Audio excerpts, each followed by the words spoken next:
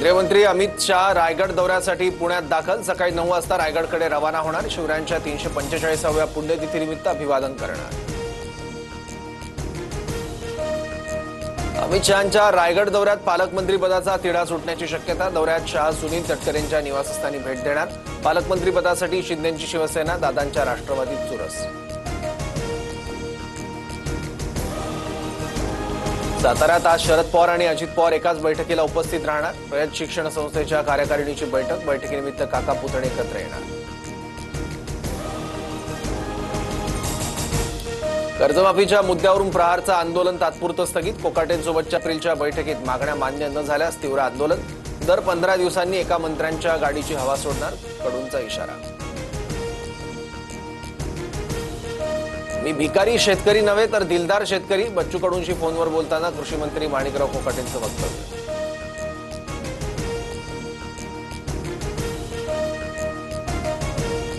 घोषणा केल्याप्रमाणे कर्जमाफी करणारच, शेतकऱ्यांची कर्जमाफी टप्प्याटप्प्याने केली जाईल। कडूंच्या आंदोलनावर दादा भुसे यांची प्रतिक्रिया।